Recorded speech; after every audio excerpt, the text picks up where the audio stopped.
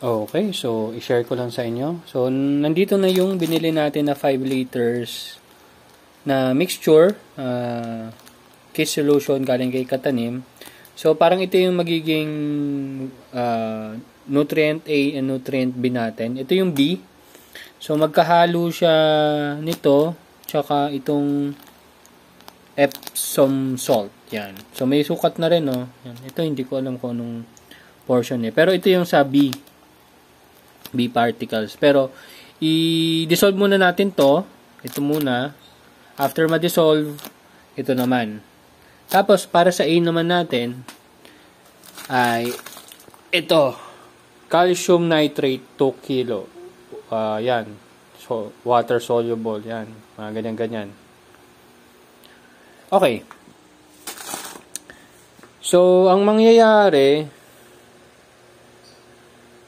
parang katumbas kasi itong dalawang solution na to ng 1 liter na bibilin ko. Kung gusto mo yung nakamix na, katumbas siya nung 5 nito. Pero ito, makakatipid ka ng almost 50%. So, syempre, para makatipid, bilhin na tayo ng marami. So, nag-prepare na ako. 5 liters lang to pala. 5 liters. So, kanina, may tatlo akong 1.5. Tapos, isang 500 ml. So, yan na. 1 liter na. So, dalawa. Nag-prepare tayo ng magkahiwalay na container kasi yun yung nandun sa instruction. Magkahiwalay na 5 liter container ang ipe-prepare natin. Hindi naman sinabi doon na kailangan mainit yung tubig o kung ano man. So, tap water lang ang ginamit natin. So, meron tayong 5 liters dito. Meron akong 5 liters doon. So, after ko siya ma-mix, ilalagay ko na lang siya sa mga water bottles ko kasi medyo marami-raming water bottles. Tsaka ito na lang din, mga 1.5 liters. So, tara, mix ko na muna. Ito yung gagamitin kong pang mix. Ito. Medyo sira na siya eh. So, ito na yung gagamitin kong pang mix. So, after ko ma-mix yung A dito, hugasan ko to ng maigi bago natin gamitin tong kabila. Okay? So, wait lang. So ayan, nabutasan ko na.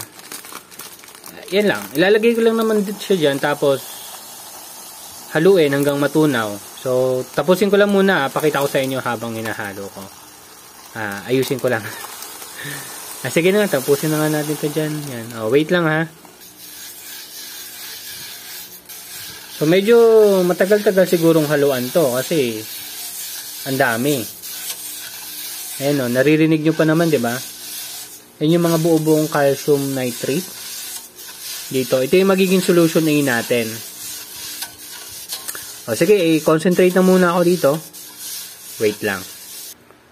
Okay, so, medyo na-weirduhan lang ako. Kasi, yan, diba, inahalo ko. Yung,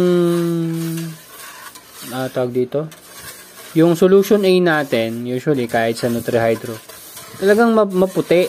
Dito kasi, ito, parang puti. Hindi, clear pala. Ito puti. Hindi ko sure kung mamaya magiging clear to.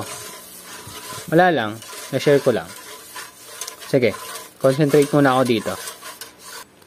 Okay, so sa palagay ko, naubos ko na. At kailangan ko na lang siguro tanggalin to. Mga bula-bula lang siguro to, nasa ibabaw. So, hayaan ko lang muna siyang ganyan. Then mamaya tanggalin natin yung mga bula-bula. Ihalo ko muna tong B doon sa kabilang container. Pero, hugasan ko muna to na maigi. Okay? Wait lang. Okay, so sabi dito sa instruction, ito munang kulay brown. Ihalo muna natin dyan sa tubig. Tapos pag fully dissolved na, yung naman, magnesium sulfate. Okay, yung Epsom salt. So, i-mix ko muna, ihalo ko na lang muna, then pakita ko sa inyo. Okay, so ayan siya. Hahaluin ko na lang para maging dissolve. Tapos, Epsom salt naman. Wait lang. So, ayan. Nailagay ko na rin yung magnesium sulfate. So, ayan. Yung pag nag-halo kayo, kailangan siguro wala na kayong maramdaman na parang mabuhangin yun. Parang ganun kasi yung experience ko kanina. Parang mabuhangin. Ayun. Tapusin ko lang itong haluin. Siguro, naghalo siguro mga 3 minutes. Basta pag wala na kayo na raramdaman na parang mabuhangin yan, pwede nyo nang ihalo yung susunod. Pero ngayon, ito lang naman yan. Yan, dalawa lang. Tapos yun lang. At alam ko, meron pa siyang iron chelate. Basta iron.